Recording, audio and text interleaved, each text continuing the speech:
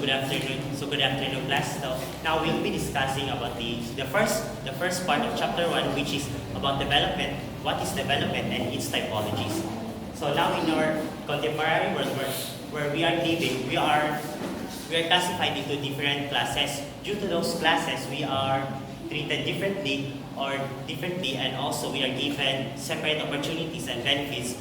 Unlike those two others, it is because maybe we are not yet developed or we are developed than onto the others in terms of not just our economy, our environment, our country, but also to ourselves. So development, there are different typologies and types of development. But first, we must first define what is development. So according to layman, a layman is a layman term which is recognizable and can be understood by all. So according to a layman, development is closely associated with progress of any country which has attained development, which those countries manifest an abundance materials of resources to meet their needs.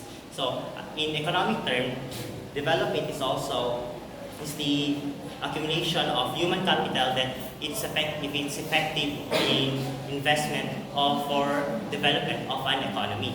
So third is an ethical dimension. In an ethical dimension, development is the concept of development means that development entails improvement in the quality as well as the quantity of life. So quality of life is about the satisfactory of the constituents or the people in that economy or in that country. So due to satisfaction to the different resources and goods or services offered or that is found in that country or that economy. So quantity of life is about the length of that, or it can be sustained, or that goods or services is sustainable, and also the life expectancy, the mortality rate, and also the sustainable, if it's the goods and services are sustainable, and how long could it last. So according to Wilbur, there are three schools of thought that stand out in understanding or studying development. First, the economic viewpoint, wherein development is held synonymous with economic growth. So what we have discussed, or what a layman term explain or define development, which is closely associated with progress, where in a country or in an economy where economic growth is really important or is really crucial in progress or development. So in economic viewpoint, the GNP, or the gross national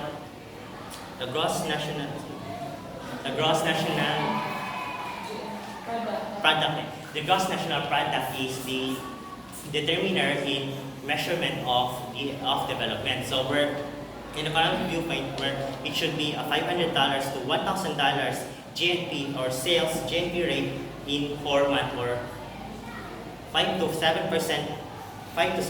development, or ranging development growth to 5 to 7%, where GNP is different to GDP, where GNP is gross national product, where any goods and services produced by a resident of that country, regardless of where they produce those products. Like for example, OFW, so they gain their income from other countries. So you could also benefit from those income, and it's called GNP because they are Filipinos or they are resident in our country.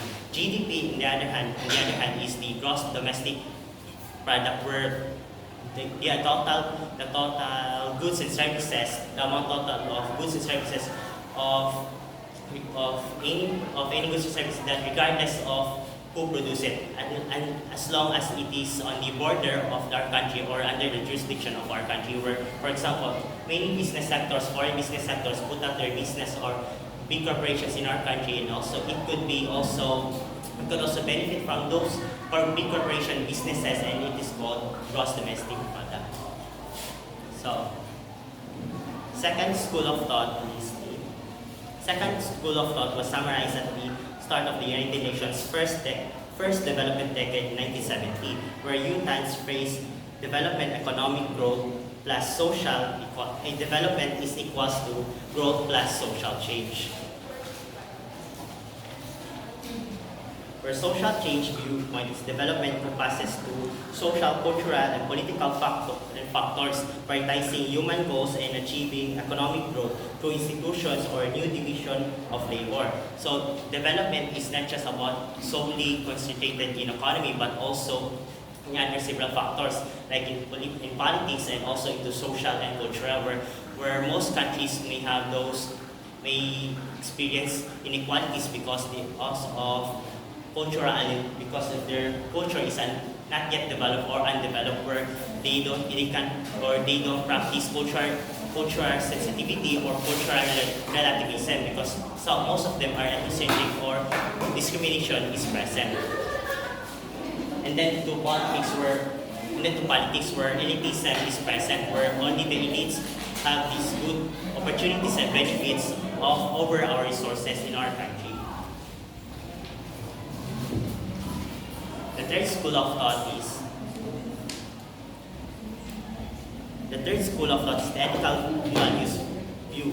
Development emphasizes qualitative improvement in all societies and individuals, ensuring everyone has enough means to achieve their aspiration and dignity. Where people are living the best quality of their life, and also they not experiencing any inequalities, unfairness, and injusticeness. Now we move on to the different typologies of development. There are three typologies of development, which are the underdeveloped, developing, and developed. So at the end of the discussion of the typologies of development, we'll find out of where our country belongs. So I know that you know where our country belongs. So but first we must discuss the three typologies of development. First is the underdeveloped. The underdeveloped societies have subsistence economies where people live in a mouth-to-hand existence and produce their own needs for food, clothing, and shelter. The level of technology is low, and so result into low levels of productivity. So most countries that belongs in underdeveloped countries, underdeveloped economic societies are the Afghanistan and also North Korea and African countries, where their way of living is hunting, and also they don't have these good types of houses or shelters, and also their geographic status, where most African countries experience increased heat temperature where it could damage their crops, and also they can't really produce enough crops or any agricultural products. It is because of their geographic status or geographic state of their country. And also, discrimination is also present, where people tend to discriminate them. It is because of their skin color and also their ignorance, where most African countries have a high illiteracy rate, resulting to a lesser job opportunities that will lead to a low income in their country. And also, due to illiteracy rate and they don't have enough schools or proper education, the country cannot produce a skilled worker that is knowledgeable or could be a restriction or hindrance in technological and scientific discoveries. So most countries do have these good facilities, where especially the developed countries have good facilities and laboratories where they could teach their students advanced technologies that they could be knowledgeable and become a skilled worker someday, that they maybe because of that maybe someday they could produce or discover a new scientific methods and also technologies that could lessen or make the work easier to produce any machineries or produce any types of machineries and also products that could also benefit in the economy if it could be commercial or export or import. Next typology of development is developing.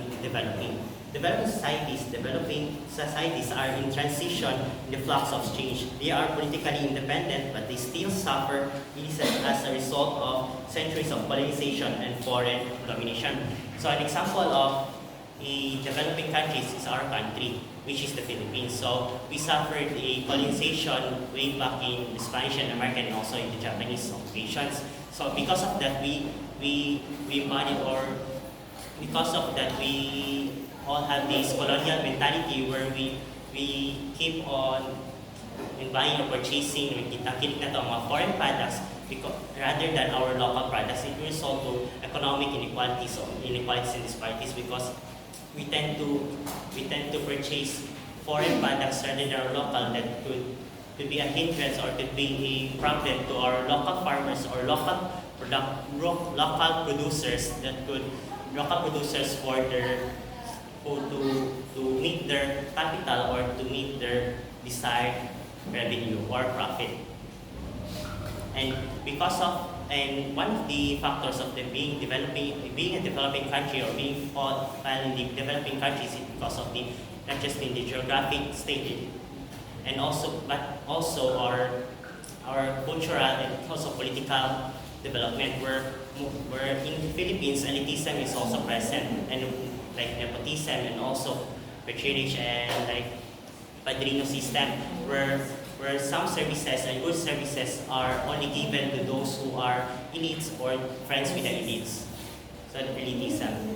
And also like in the political developing state or factor. And also we are vulnerable to national disasters because like climate change and also like great like mga bagyo or mga strong weathers that could damage our agricultural products that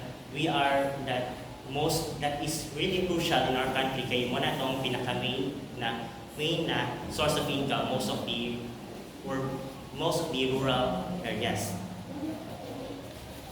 So despite this economy, so this is still under the developing societies or developing countries.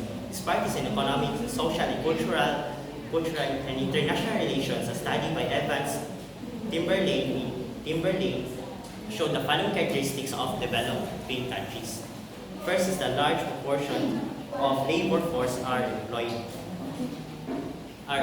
where because of we don't have the low literacy rate, but we are not that high on other developed countries. But even that, or despite that, most of our human capital or people have been employed not just in our localities but also from abroad. But Isa lang. isa. Pero even that we have so much on job opportunity. Ako ate.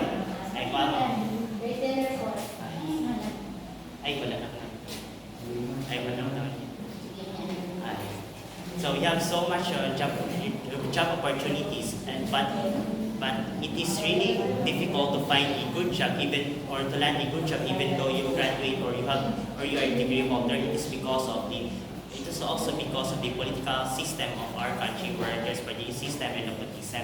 It is really crucial on developing because many people who are in under or being trapped in the poverty cycle where there are low education, less job opportunities, and also less infrastructure.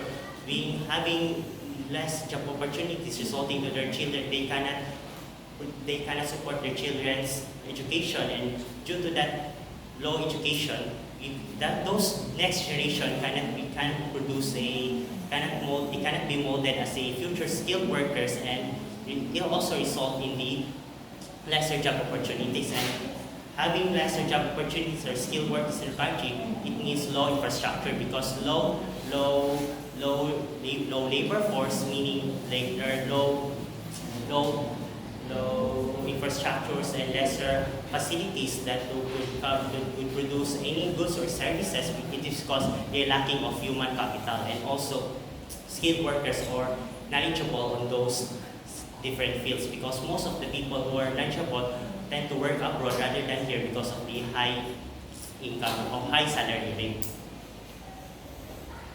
Next is the growth of industry. So So we in Philippines, we are not capitalist. We are not like capitalism or socialism. We are mixed because we are capitalized and also industrialized. So many of the Philippines here are many businesses in the Philippines here are not owned by our locals or by our own Filipinos. Most of them are owned by foreign business sectors, and because of that, we are just being given a job opportunities rather than a good profit or proper utilization of our own resources. It is because it is used by other foreign people. And also, that's the difference of developing and developed countries. And we will find out, and we will be discussing more about those differences later as we go through the topic. Next is the foreign investment in agriculture. And then nasabi na foreign investment where most of the foreign investors tend to invest here in our country because we are rich in agriculture and also because of the geographic state of our country, and because of that we cannot utilize or we cannot have a proper utilization of our own goods and also our own agricultural products or materials or resources. It is because it is utilized by other foreign business sectors. Next and finally is the developed societies of developed countries. Developed societies or industrialization, modernization, automation, cultural pluralism, rapid social change, and high standard of living. So countries that fell under the developed countries are US, UK, and also the opposite of underdeveloped countries, the South Korea. In North Korea is the South Korea. So in developed countries, it is not solely concentrated in economy. We determining if the economy is developing or not yet developed. Here are some of the criteria. First is the high income. Developed countries have a high income because of the high job opportunities and literacy rate, and also resulting to that, the determiner of that high income is the advanced infrastructures, and also strong institutions, and also lesser poverty rate or having no poverty at all. In underdeveloped there is a low income, limited infrastructures, high poverty rates, and vulnerability.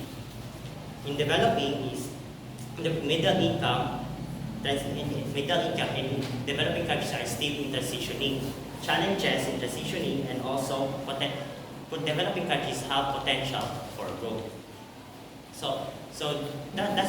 Those are the different typologies of development. So my co-reporter will discuss more about what is development and how development can be how can development help us or can be benefited can benefit us in having equality and quality of life. So that's all. So.